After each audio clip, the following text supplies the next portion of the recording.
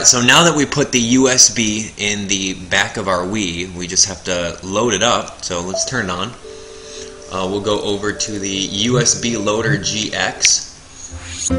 That is a program that you'll have to download in order for this to actually work. That's the only way that you can actually load up your save file onto there. So nonetheless, click on Fortune Street, which is your ISO, and bam, we are in business. So what that'll do is that'll load up the ISO that we just recently put together. Alright. Let the load up screens go through.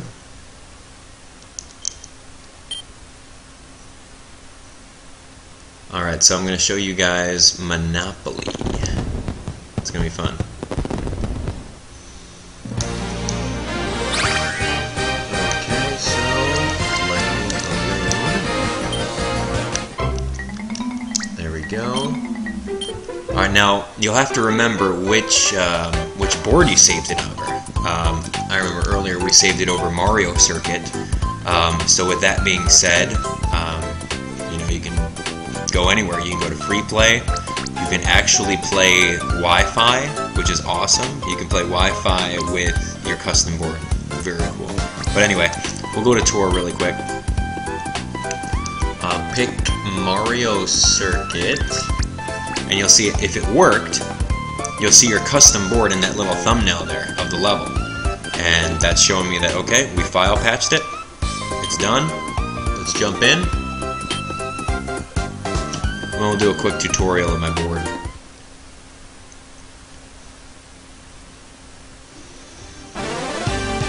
Now what's great is the fact that you can drag and drop your custom board on pretty much any one of the levels. I mean, depending on what music you like. I think Mario Kart music's pretty cool.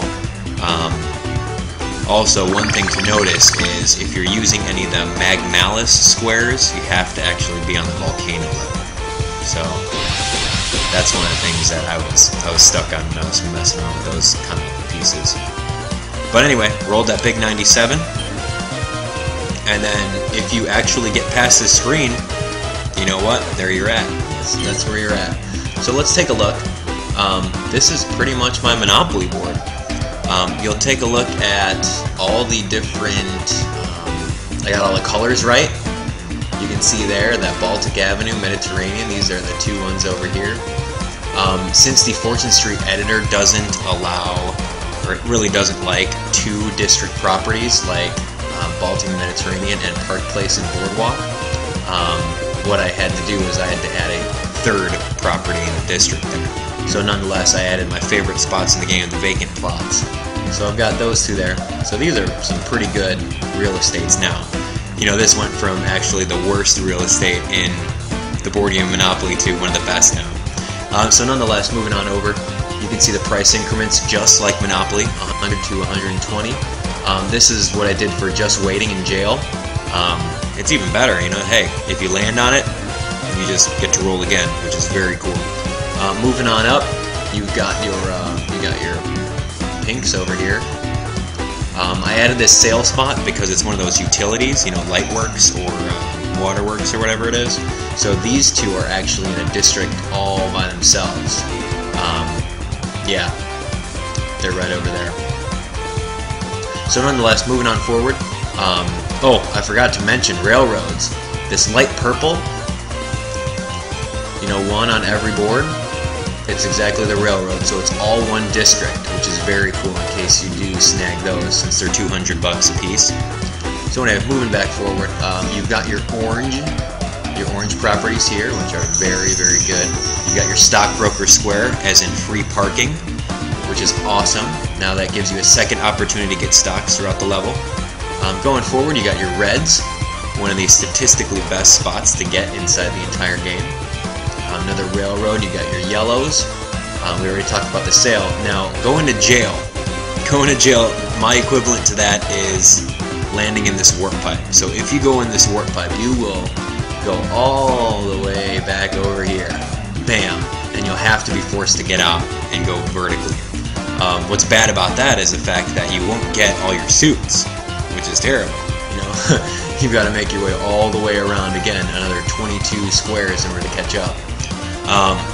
So nonetheless, moving on forward, you got your greens, you've got your last railroad, and you know, one of the best properties in the game right here, Park Place and Boardwalk, along with an extra sale spot.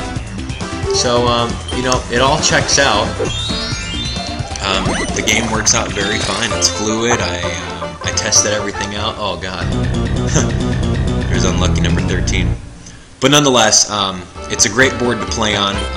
I'll probably do maybe like a live stream later on with actual playthrough of the game and see how it goes. But nonetheless, what you want to do is you want to aim for the sale spots, which are amazing, especially that first sale spot right over there. That one, you want to make that a home. Trust me, I played it when I was testing, and I made that a home, and when I landed on it, I made everyone congregate to there, so they bypassed the bank and had to make a whole nother lap around. So nonetheless, homes and checkpoints, that's pretty much how you play the game. It's pretty awesome. I'll leave a link in the description for the actual download of this file, and you guys can play it on your own. Tell me what you guys think of it. Alright, so we'll talk to you next time. That's about it for the custom board tutorial. Hopefully you guys learned how to make boards. Now all you gotta do is go out there and make some. I'd love to see what you guys come up with. If you want to make a video response, I'll definitely accept it, of any kind of custom boards that you guys want to make. I know that Monopoly is out, and just kind of looking forward to all the different creativity that you guys have. So by all means, drop a comment down, you know, leave me a video response of what you created, and don't forget to subscribe for more videos. Talk to you later.